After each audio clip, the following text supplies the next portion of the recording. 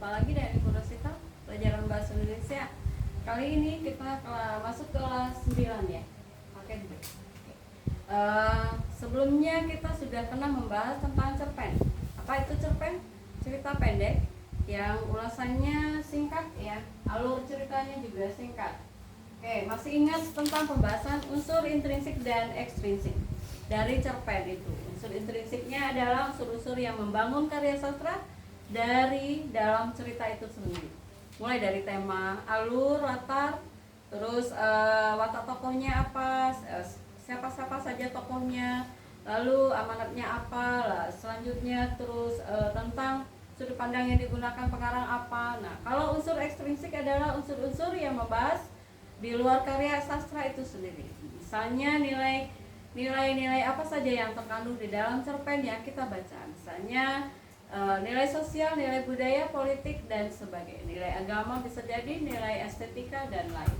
Oke, kali ini kita bahas tentang struktur dan aspek kebahasaan di dalam cerpen tersebut. Nah, apa saja strukturnya? Strukturnya ada 6. Yang pertama adalah abstrak.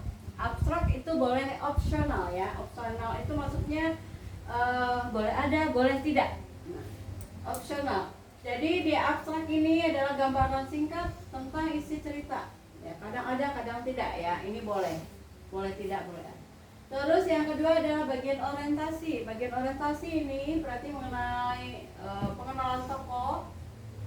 Disebutkan tokoh-tokohnya siapa saja, tokoh baik, tokoh tidak baik gitu. Oke, ini latarnya ada apa saja? Ada latar waktu, tempat, dan suasananya bagaimana? Itu harus dijelaskan. Lalu situasi awal ceritanya bagaimana? Jadi kita jelaskan sedikit di bagian orientasi. Oke, struktur ketiga adalah komplikasi atau konflik permasalahan. Nah, di sini mulai muncul bagian cerita ketika mulai munculnya masalah kecil yang dialami tokoh-tokoh di antara tokohnya. Misalnya tokohnya ada 2, di antara tokoh 2, satu dengan yang lainnya itu ada muncul permasalahan kecil di antara mereka. Percikan-percikan ini ya, ribut-ribut sedikit misalnya, itu adalah komplikasi maksudnya. Yang bagian selanjutnya adalah klimaks. Nah, dari muncul konflik-konflik kecil tersebut, sering terjadinya permasalahan di antara tokoh, nanti muncul atau masuk ke puncak masalahnya saat konflik mencapai titik tertinggi. Jadi misalnya dari percekcokan dia kecil lama-lama nanti menjadi permusuhan besar. Nah, sana nanti disebut dengan klimaks, puncak masalahnya terjadi. Terus langkah selanjutnya adalah atau struktur selanjutnya bagian resolusi. Resolusi ini adalah penyelesaian masalahnya. Setelah dia puncak peristiwa atau puncak konflik yang terjadi, nanti ada tokoh atau salah satu yang bisa menyelesaikan masalah di situ. Nah, di dalam sini tokoh menemukan solusi atau akhir ceritanya bagaimana gitu. Oke. Lalu terakhir adalah koda. Nah, koda ini sifatnya juga opsional, sama dengan bagian abstrak. Ini abstrak tadi boleh ada, boleh tidak. Koda juga seperti itu, boleh ada, boleh tidak. Tapi biasanya banyak pasti memuat koda ya.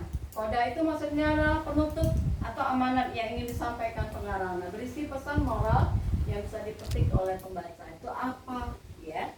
Pasti di dalam sebuah cerpen atau cerita atau permasalahan pasti ada pesan yang ingin disampaikan pengarang kepada pembaca. Nah, itu dia struktur dari cerpen. Nah, sekarang kita masuk ke bagian aspek kebahasaan cerpen itu sendiri. Apa saja aspeknya? Ada 7 ya. Tadi strukturnya ada 6. Sekarang aspek kebahasannya ada 7. Yang pertama, menggunakan kalimat langsung dan tidak langsung. Nah, di sini contohnya pasti nanti menunjukkan dialog antar tokoh ya, karena dia bersifat cerpen atau cerita, bisa juga drama. Nah, di sini contohnya adalah aku akan pergi sekarang, kata Rini. Nah, itu adalah kalimat tidak langsung ya. Aku akan pergi sekarang, kata Rini. Oke. Terus yang kedua, aspek kebahasannya adalah menggunakan kata ganti orang ya. Kata ganti orang itu maksudnya pronomina ya, kata lainnya adalah pronomina. Nah, bisa orang pertama. Orang pertama berarti diri sendiri, aku atau saya, kata batunya. Oke. Terus bisa orang kedua. Orang kedua itu adalah kamu, menunjukkan kata orang kedua, kamu. Terus ada orang ketiga. Orang ketiga itu kata dia, mereka, berarti mereka itu jamak ya, lebih dari satu. Sedangkan aspek kebahasaan ketiga menggunakan kata kerja aksi. Nah, aksi di sini menunjukkan tindakan tokoh. Apa saja tindakan tokohnya, contoh kalimatnya, atau contoh kata yang digunakan, yang sering digunakan. Berlari, mengetuk, tok tok tok tok, itu pekerjaan, tindakan.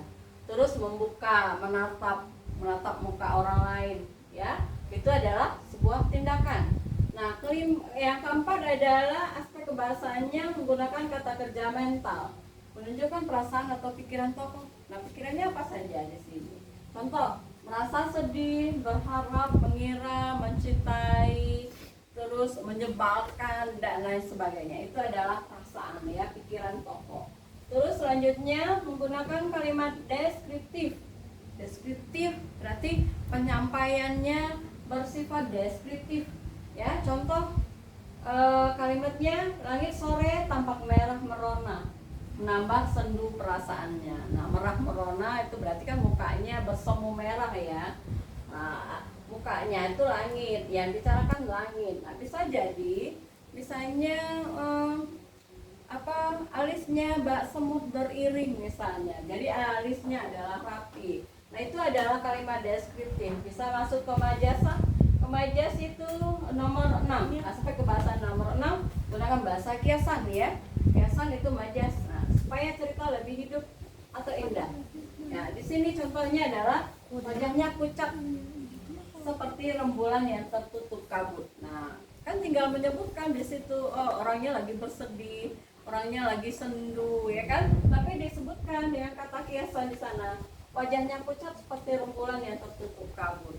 Jadi lagi galau.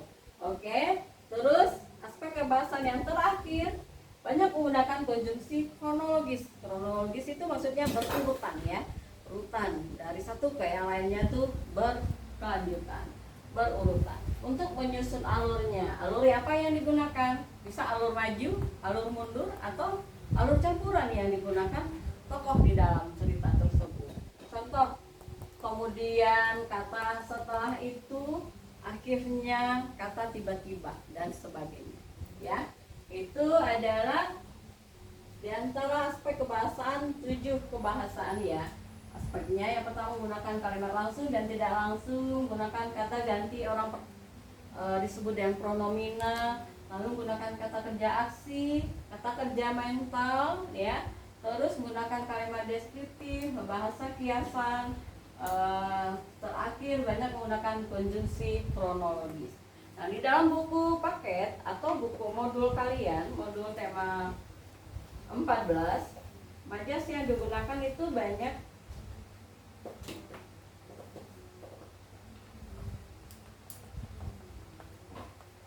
ya. Majas yang digunakan bisa jadi majas perbandingan. Kalau di sini majas perbandingannya adalah metafora. Di sini metafora itu majas yang mengandung perbandingan yang tersirat sebagai pengganti kata atau tingkatan lain. Nah, metafora merupakan majas perbandingan langsung, tidak menggunakan kata penanda perbandingan seperti bagaikan laksana. Nah, contohnya di sini yang metafora. Contoh majas metafora ya, raja siang telah bangun dari peraduannya. Berarti kan disebutkan matahari baru muncul ya. Nah, tapi disebutkan raja siang telah bangun dari peraduannya. Oke. Yang kedua, majas perbandingan itu ada personifikasi. Terus ada personifikasi ya. Kalau personifikasi penginsanan ya bisa jadi penyifatan benda-benda mati seperti sifat manusia. Kalau depersonifikasi itu adalah majas berupa perbandingan manusia dengan hewan atau dengan benda lainnya. Nah, misal dalam contohnya ini, dikau langit, daku bumi. Nah, aku heran melihat Joko mematung. Nah, itu adalah salah satu contoh majas depersonifikasi ya. Oke. Majas perbandingan lainnya adalah alegori dan antitesis ya. Terus majas pertentangan ada litotes, hiperbola, paradoks, klimaks, antiklimaks, ironi, dan sebagainya. Majas pertautan itu ada 3, eufemisme, metonymis, sama sinekdok.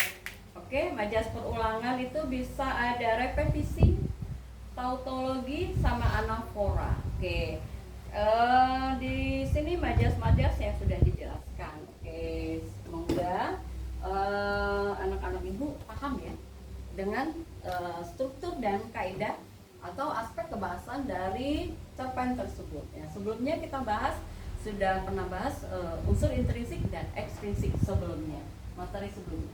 Nah, tugas kita kali ini adalah nanti kalian cari di internet sebuah cerpen, boleh apa saja cerpen yang disukai, tapi kalian nanti tulis atau cari analisisnya tentang struktur dan aspek kebahasaan dari cerpen yang disukai tersebut. Oke, boleh nanti bentuknya di print atau ditulis, itu lebih bagus. Oke, kita cukupkan pelajaran kita pagi ini ya, singkat saja tapi penuh dengan makna. Oke, terima kasih atas pertemuan kali ini. Sampai jumpa lagi pertemuan selanjutnya. Selamat pagi, assalamualaikum warahmatullahi wabarakatuh.